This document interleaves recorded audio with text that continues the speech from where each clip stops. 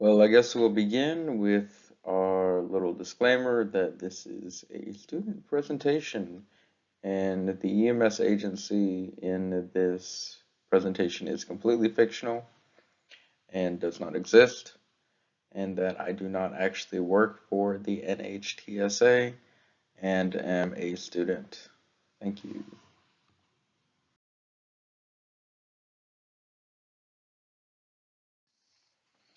Welcome everyone here at City EMS here in Little Rock to our presentation today. I hope we'll get to learn a little bit, and I hope you'll find at least some part of the present today interesting, even though it's most likely required by your agency.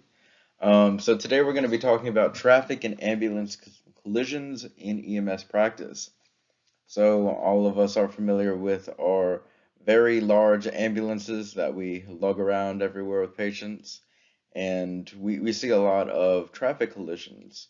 As we can see here, I am personally an EMT, have been involved in EMS for several years, both in education and research, as well as practicing, and I am an occupational health specialist here with the National Highway Traffic Safety Administration.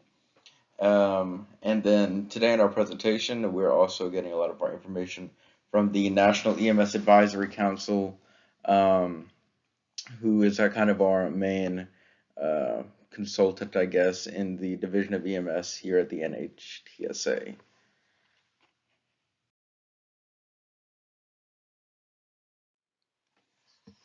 Well, we're going to start off here by just giving a general overview of what the presentation is going to be about today.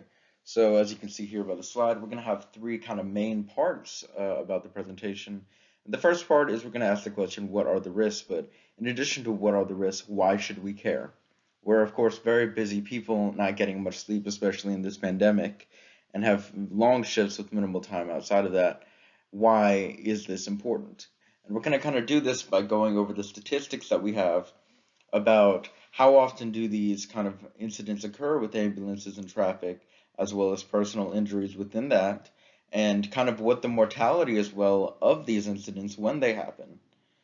We're also going to look at some fun pictures of ambulance crashes because we are an EMS, of course, we gotta look at those gruesome pictures. But I kind of just want you to see real world about the effects they can have on the lives of EMS providers as well as patients. So we're going to kind of move on to what our second part is. So I'm going to give you all this information, these statistics, and initially they can be a little scary. And I don't want to just kind of leave you in the dark and have you scared to ever enter a car again. That's not my intention.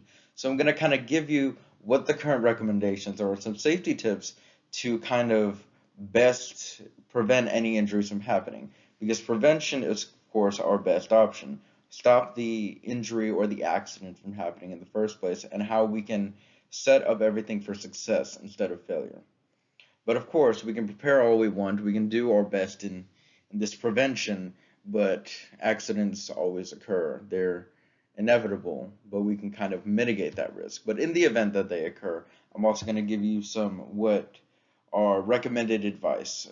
Protocols can vary not only by state, but by a specific EMS agency, but these are some kind of guidelines we can follow, such as placement of the ambulance in a traffic collision, as well as some things you can do inside, such as securing all the equipment, and what we can do to not only keep ourselves safe and mitigate that danger, but as well as our patients.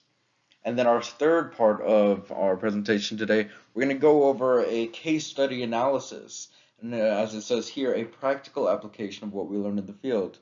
Of course, I can give you all these books and stuff, but how can we actually implement it in our day-to-day life? So we're going to look at a call from dispatch all the way to returning back to base, and kind of what small changes we can make throughout the entire process, which can have big implications in the future.